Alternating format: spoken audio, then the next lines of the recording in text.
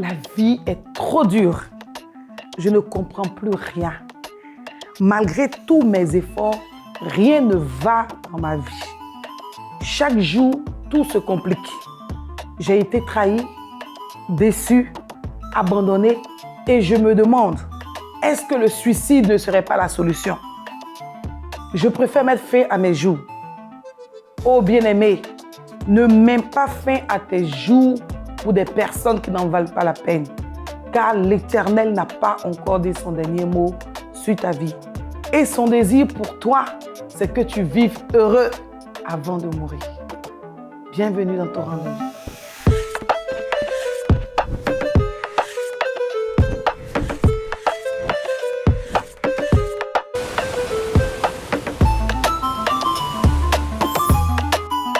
Vous suivez votre émission Torrent de vie. Shalom bien-aimés du Seigneur. Vous suivez votre émission Torrent de vie. Et aujourd'hui, j'aimerais parler d'un sujet important. Vivez heureux avant de mourir. Vous avez le droit de vivre heureux. Le bonheur ne s'achète pas. Heureusement d'ailleurs pour nous. Parce que si ça se vendait, les riches de ce monde auraient payé. Ils auraient stocké quelque part et à tout moment, ils allaient en profiter. Gloire soit rendue à Dieu. Le Seigneur a permis que le bonheur soit accessible à tous. Tout dépend de nos choix. Et nous allons lire rapidement dans sa parole, dans Deutéronome 5, le verset 33. Vous suivrez entièrement la voie que l'Éternel, votre Dieu, vous a prescrite, afin que vous viviez et que vous soyez heureux, afin que vous prolongiez vos jours dans le pays dont vous aurez la possession. Tel est le désir de Dieu pour ses enfants. Tel est le désir du Seigneur pour chacun de ses enfants. Il dit que chacun a la possibilité de vivre heureux. Bien aimé, une chose est de vivre, mais une autre chose est de vivre heureux. Beaucoup de personnes vivent, mais elles vivent malheureuses. Ma prière, c'est que vous puissiez vivre heureux. Et pour cela, le Seigneur nous dit simplement que nous avons juste besoin de suivre la voie qu'il nous prescrit. Et nous allons expérimenter la joie. Nous serons heureux. En plus de ça, nous allons vivre. Et mieux, nous aurons une longue vie sur cette terre. Et toutes ces choses, l'ennemi le sait. Et qu'est-ce qu'il fait? Il s'arrange à emmener les personnes à faire de mauvais choix, sachant que leur choix va les conduire à prendre des décisions parfois catastrophiques. À prendre des décisions parfois et à poser des actes irréparables. On entend les gens dire, la vie est trop dure. Le mieux pour moi, c'est de mettre fin à mes jours. Mais bien aimé, quand vous voulez mettre fin à vos jours, est-ce que vous avez vécu heureux comme le Seigneur vous l'a demandé et vous l'a promis? Aujourd'hui, on est confronté à un problème sérieux qui sont les suicides. Et il y a différentes causes qui produisent les suicides. Les suicides sont parfois liés aux trahisons, aux accusations, au remords ou à la culpabilité. Aujourd'hui, nous allons toucher le point des trahisons. Peut-être que quelqu'un vous a trahi, peut-être un parent, peut-être votre épouse, peut-être votre mari, votre époux, ou bien un ami, un collaborateur. Peu importe, vous avez été confronté à la trahison. Et vous n'avez pas eu un recours, ou bien vous n'avez pas trouvé le recours qu'il fallait. Et vous vous dites, la mort serait préférable. Je veux dire à quelqu'un aujourd'hui, la mort n'a jamais été une solution pour quelqu'un. La preuve, personne n'a envie de mourir, à part les vieilles personnes, certainement qui sont âgées et rassasiées de jours, qui ne font qu'appeler la mort tous les jours. Mettre fin à ces jours, c'est abréger sa destinée. Mettre fin à ces jours, c'est permettre à l'ennemi de prendre le dessus sur votre vie. Les trahisons sont très douloureuses, j'en ai conscience. Les trahisons perturbent, j'en ai conscience. Les trahisons font parfois déprimer. Oui, j'en ai conscience. Je ne néglige rien de tout ça.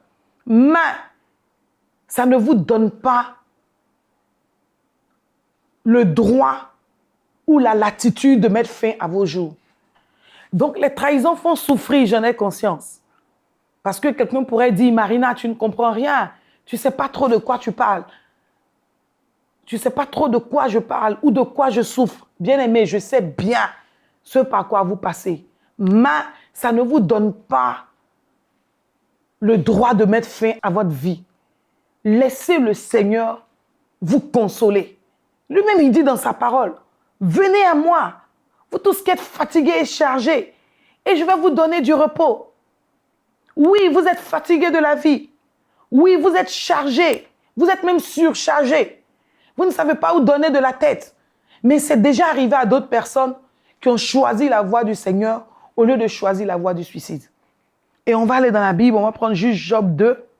Je lis Job 2 à partir du verset 7. La Bible dit, « Et Satan se retira de devant la face de l'Éternel. Puis il frappa Job d'un ulcère malin, depuis la plante du pied jusqu'au sommet de sa tête. Et Job prit un tesson pour se gratter et s'assit sur la cendre. Sa femme lui dit, « Tu demeures ferme dans ton intégrité.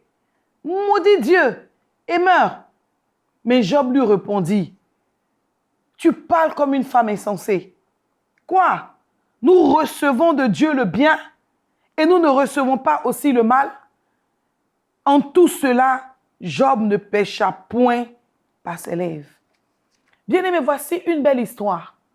La Bible précise que Job était un homme intègre. Et le Seigneur même rappelait au diable que Job est un homme intègre. Et le diable va lui dire, non, c'est parce que tu l'as sécurisé, tu as tout mis à sa portée. Il a l'argent, il a des enfants, il a une femme, tout va bien dans sa vie. Touche à quelque chose et tu verras qu'il va te renier. Et le Seigneur va donner l'autorisation à Satan d'aller éprouver Job. L'épreuve était tellement rude. La Bible dit que Job a été frappé d'un ulcère malin, donc des plaies sur tout son corps, de la plante de ses pieds à sa tête, au point où il prenait tesson de bouteille pour se gratter. Imaginez le niveau de souffrance et de douleur auquel faisait face Job. Mais la Bible dit que même quand sa femme est venue lui donner une suggestion, écoute, mon époux, tu étais quelqu'un de bien, quelqu'un de respecté, et voilà maintenant tu es la risée de tout le monde, tu ne ressembles à rien, tout ton corps est rempli de plaies, tu as l'air d'un chien galeux. Le mieux pour toi, Job, c'est le suicide. Maudis simplement Dieu et puis meurs. Job va lui dire quoi? Il dit, attention, tu parles comme une femme insensée. Nous recevons de l'Éternel seulement les bénédictions. Et la Bible dit, en tout cela, Job n'a pas péché contre le Seigneur. Mais sa femme l'a abandonné. Oh bien-aimé, il avait une raison suffisante de mettre fin à ses jours. Encore que sa femme était prête à l'aider. Mais il a refusé, sachant que sa vie était liée à une grande destinée. Je vais dire à quelqu'un qui est en train de baisser les bras, quelqu'un à qui le diable est en train de souffleter, suicide-toi, mets fin à tes jours, arrête tes souffrances. L'ennemi est un menteur. Il a déjà vu ta destinée et il veut t'arrêter dans ton élan. Ne l'écoute pas. Ne le laisse pas détruire ta destinée. Tu souffres, oui, mais face à la souffrance, Jésus-Christ est la solution. Il est le Dieu de miracles. Il est mort à la croix du calvaire. Il est ressuscité pour que tu sois sauvé. Pour que tu cries à lui dans la situation dans laquelle tu es. Tu n'auras rien à payer. Il a déjà payé le prix. Tout ce que tu dois faire, c'est simplement croire et t'abandonner entre ses mains. Il est capable.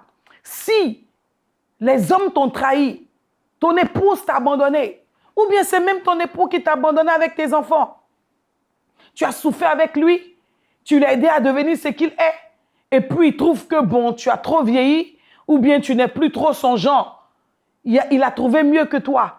Et il t'a abandonné. Bien aimé, ce n'est pas une raison de mettre fin à tes jours. Oh, je vais vous dire en ce jour, ne mourrez pas pour des personnes qui n'en valent pas la peine. Et avant de mourir, assurez-vous de vivre heureux. Parce que la mort n'est pas une solution. Mais être en vie, persévérer, crier à l'Éternel, ça c'est une solution pour sortir et pour être consolé face à toutes sortes de trahisons. Et la femme de Job l'a abandonné, sans état d'âme. Elle a oublié tout ce qu'il a fait pour lui. Comme peut-être que ton épouse t'a abandonné, sans état d'âme. Mais je vais te dire, ce n'est pas ton épouse qui est morte à la croix pour toi. Elle n'est que ton épouse. Elle n'est pas ton sauveur. Peut-être que c'est ton époux qui t'a abandonné avec les enfants. Et tu oublies que tu as des enfants, tu es prête à mettre fin à tes jours pour laisser tes enfants errer. Mais je vais juste te dire, qui que soit ton époux, il n'est pas ton sauveur. Ce n'est pas lui qui est mort à la croix pour toi. Tu ne mettras pas fin à tes jours pour lui. Il y a quelqu'un qui est mort à la croix pour toi. Et ce quelqu'un, c'est Jésus-Christ de Nazareth. Il n'a pas encore dit son dernier mot sur ta vie. Même si tout le monde dit que c'est fini. Tu es fichu. Tu es abandonné. Tu ne pourras plus te relever. La maladie que tu as va t'emporter. Ton corps est déjà décomposé. Ça, c'est ce que les hommes disent. Mais Dieu n'a pas encore dit son dernier mot sur ta vie. Et Job va nous le redire dans Job 19, le verset 25 à 27. Il dit, mais je sais que mon Rédempteur est vivant et qu'il se lèvera le dernier sur la terre. Quand ma peau sera détruite, il se lèvera. Alléluia. Quand je n'aurai plus de chair, je verrai Dieu. Je le verrai et il me sera favorable. Oh bien-aimé, le Seigneur Jésus est là. Il attend juste que tu l'appelles au secours pour venir t'aider. Oui, ton Rédempteur est vivant. Son nom est Jésus-Christ de Nazareth. Il n'a pas encore dit son dernier mot sur ta vie. Il se levera le dernier pour ta cause. Même si ton corps est consumé, même si tu as tout perdu, même si ton conjoint ou ta conjointe t'a abandonné, même si tes amis t'ont trahi, tu peux voir Dieu si tu décides de chercher et de revenir de tout ton cœur à l'Éternel des armées. Il dit, je verrai le Seigneur et il me sera favorable. Le Seigneur Jésus veut être favorable. Tu as juste besoin de te tourner vers lui et tu le verras agir dans ta vie. Tu as juste besoin de revenir dans sa parole, de crier simplement à lui et tu verras qu'il agira dans ta vie. Et ces pensées suicidaires vont se taire dans ton esprit parce qu'elles ne viennent pas de Dieu, elles viennent simplement du diable. Oh, je veux t'encourager en ce jour en te disant, vis heureux avant de mourir. Et n'autorise pas à l'ennemi de t'emmener à mettre fin à tes jours, car il y a un bonheur qui t'attend. Il y a une vie favorable que le Seigneur te réserve. Tu as juste besoin de crier à lui et tu le verras agir dans ta vie. Soyez bénis et avant de mourir, vivez heureux. C'est la promesse de Dieu pour vous. C'est le désir de Dieu pour vous. Et je veux prier. Mais avant de prier, je veux dire à quelqu'un qui passe par une situation difficile, qui ne sait pas où donner de la tête. Tu es allé à gauche, à droite, tu n'as pas eu de solution. Appelle-nous simplement et nous allons t'ouvrir les bras. Nous allons t'écouter. Il y a différentes raisons qui emmènent les gens au suicide. Mais je t'en prie, vis heureux avant de mourir. Et laisse le Seigneur te rappeler à lui. Ne force pas en mettant fin à tes jours. Le meilleur reste à venir. Sois béni. Je veux prier. Seigneur, tu es le Dieu de vie. Et dans ton programme de vie, tu as prévu le bonheur. Tu dis, si vous obéissez à mes commandements, vous vivrez, vous serez heureux et vous prolongerez votre vie sur la terre des vivants. Seigneur, dans ton programme, tu veux que nous vivions. Dans ton programme, tu veux que nous soyons heureux.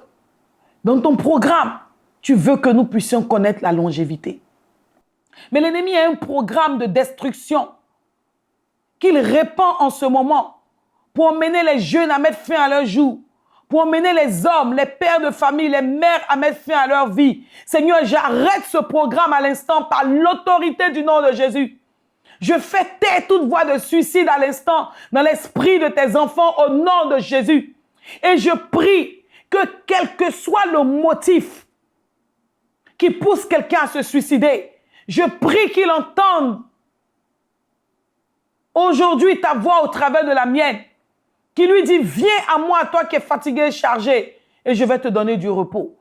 Je prie, Éternel, que la voix de la mort se taise dans leur esprit et qu'ils reviennent à toi afin de te voir leur réserver cette vie glorieuse qu'à la fin de Job, tu lui as réservée. Béni soit ton nom parce que tu agis et tu déverses ta vie en abondance dans les cœurs. Ta parole dit, celui qui a le Fils a la vie, celui qui n'a pas le Fils n'a pas la vie. Je prie que tu donnes à chacun de te chercher, toi le Fils de Dieu, afin de recevoir cette vie gratuite qui vient de toi.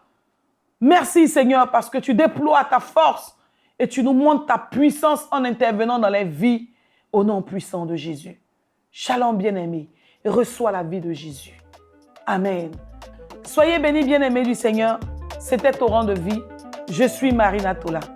Que la paix soit avec vous.